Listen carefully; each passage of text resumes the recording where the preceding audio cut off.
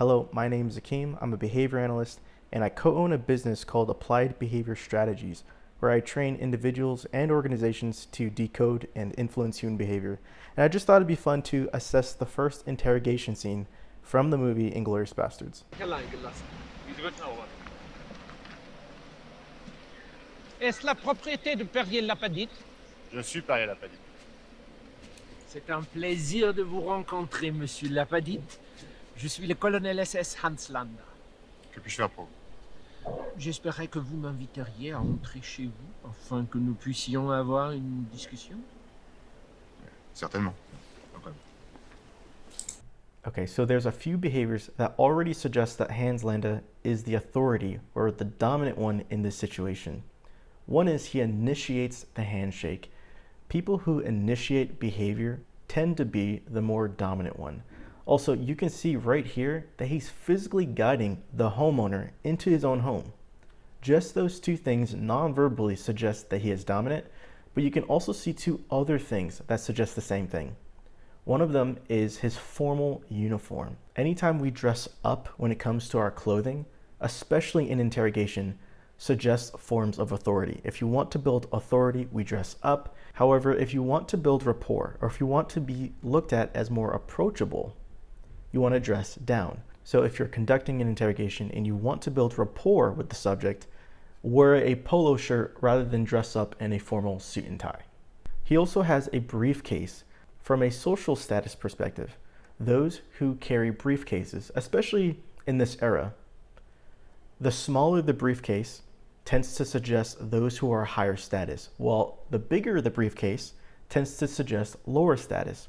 Why this is because lower status individuals tend to do more of the work, so they have more work that they carry with them. Whereas a small briefcase suggests higher status because they do less of the legwork.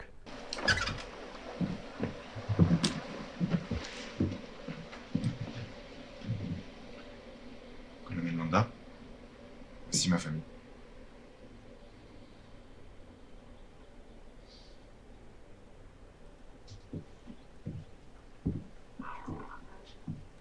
Colonel SS Hans Landa, mademoiselle, à votre service. Les rumeurs qui circulent dans le village au sujet de votre famille sont tout à fait fondées. Monsieur Lapadite, vos filles sont toutes plus jolies les unes que les autres. Merci. As an interrogator, you're going to want to assess your interviewee's physical appearance and their physical surroundings. This is so that you can identify identity cues, emotional regulators. You can identify what they value, but then also look into their psychology and their motivations. By leveraging the interviewee's psychology, it'll help you increase your capabilities during the interview. Je vous en prie. Essayez.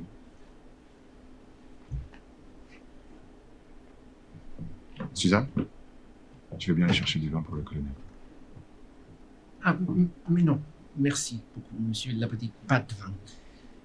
Puisque nous sommes sur une exploitation laitière, je suppose sans risque de me tromper que vous avez du lait? Oui, Alors, je préfère du lait. très bien.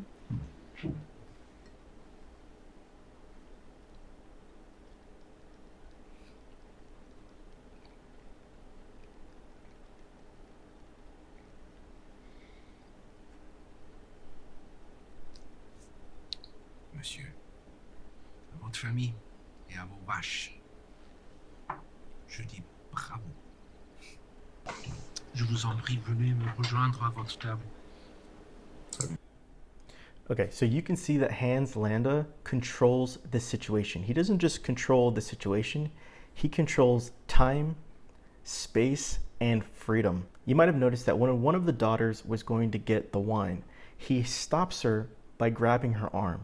So he's violating personal space. A violation of personal space is common with those who are dominant because they don't need permission to do so. Well, they don't believe that they need permission. You can also see that Hans Landa is controlling freedom, where he's saying, please, you can join me at your table. He's controlling the situation. Notice how Landa displays open or expansive body language, whereas everyone else displays closed body language.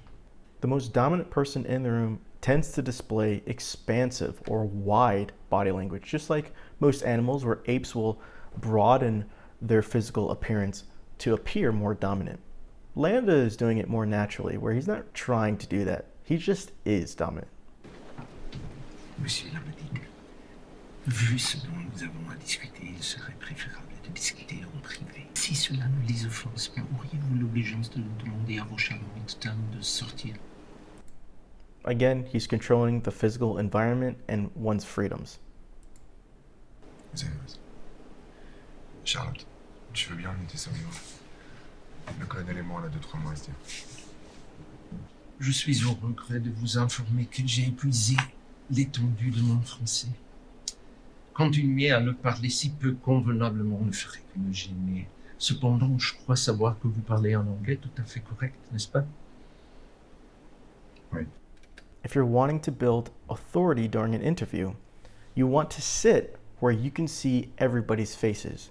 So the two most ideal places to sit in this situation is exactly where Landa is sitting, either at the head of the table or in the center of the table on either side. The two places you don't want to sit are at the corners of the table because you can't see everybody. Also, when he switches to English, this is purposeful, goal-oriented behavior. He understands where the Jewish people are. They're underneath the floorboards. He knows this. Most interrogation work is conducted before the interrogation even starts. So it's likely that he's planned out exactly how he's going to elicit the information that he needs, and that this behavior of switching to English, that's not accidental at all. Il se trouve que moi aussi. Puisque nous sommes ici chez vous, je vous demande la permission de passer à l'anglais pour le reste de la conversation. Certainement. Well, I'm very familiar with you and your family. I have no way of knowing if you are familiar with who I am. Would it disturb you if I smoked my pipe? Oh, please, Monsieur Lamadine, this is your house. Make yourself comfortable. Controlling space, time, and freedom. Something Landa is really good at is claiming territory. In this physical environment, you can see right here that his hat is on the other side of Mr. Lepetit. This also is a way of claiming territory. It's a way of expanding Landa's physical appearance, even psychologically, just by placing his own property on the other side. Whether it's purposeful or not, I'm not sure, but it's something that's effective. Something else he could do to claim more territory is to sit between the interviewee and the exit. If he does this, this psychologically claims territory, and it suggests you cannot leave. You will not have any freedom. The only way out of this situation is through me. And the only way through me is by telling me the truth. Amos was 9 or 10. And Shoshana? And Shoshana was 18 or 19. I'm not really sure.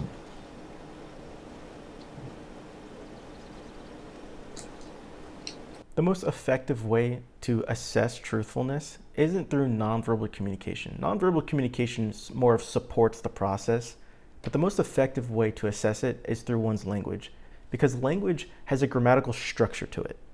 Consciously and unconsciously, we say things that should follow a grammatical structure. So essentially there are a set of rules, and when those grammatical rules are broken, they tend to suggest something, whether it's part of our personality or whether it's deception. They give away or telegraph our own psychology. So here the interviewee says, I'm not really sure. So the word really, or sometimes, often, likely, perhaps, these are called qualifiers. And when we have more qualifiers within a given situation or a particular question compared to any other moment where maybe we weren't using qualifiers, this is an anomalous grammatical structure. When we spontaneously use more qualifying words or qualifiers, it tends to suggest an increase in anxiety and one's decisiveness.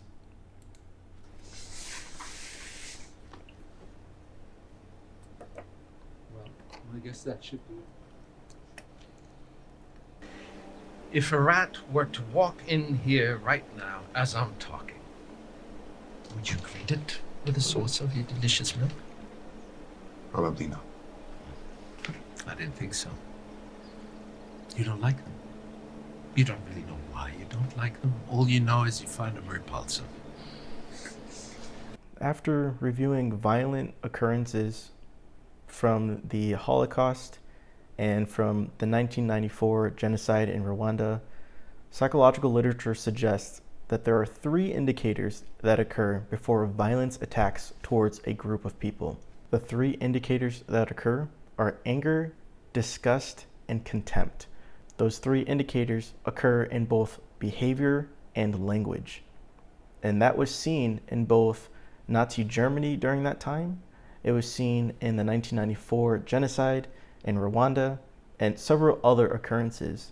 Thorough search before I can officially cross your family's name off my list. And if there are any irregularities to be found, rest assured they will be. That is unless you have something to tell me that makes the conducting of a search unnecessary.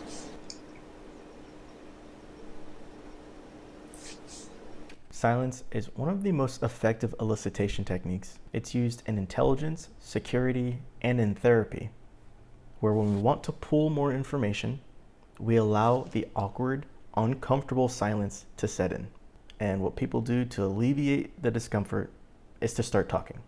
You're sheltering enemies of the state, are you not? Landa uses a presumptive question. He doesn't directly ask if the interviewee is sheltering enemies of the state. He's inferring to the interviewee that he is in fact sheltering enemies of the state. A great elicitation technique. You're sheltering them underneath your floorboards, aren't you? Yes. Point out to me the areas where they're hiding.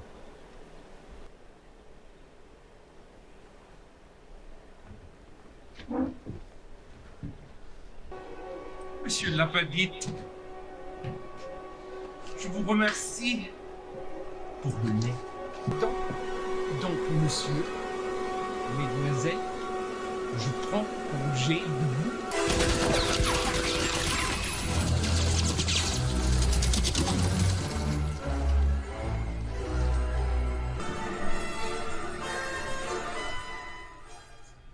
From a cinematic perspective, Inglourious Basterds is a masterpiece. The dialogue, the setup, and the camera work is just really beautiful to watch, and it's almost as if time slows down just naturally. And I think a lot of that has to do with Christoph Waltz and his performance as well. You probably noticed that there's a lot of components that go into a behavioral interview, whether it's therapy, security, or in some type of intelligence or law enforcement work. A lot of what goes into it is pre-planning, from setting up the physical environment to what we wear to how we're going to navigate the interpersonal dynamics. I hope you enjoyed that reaction. I think the next movie clip that I'm going to react to is from the movie American Psycho, but we'll see. Take care.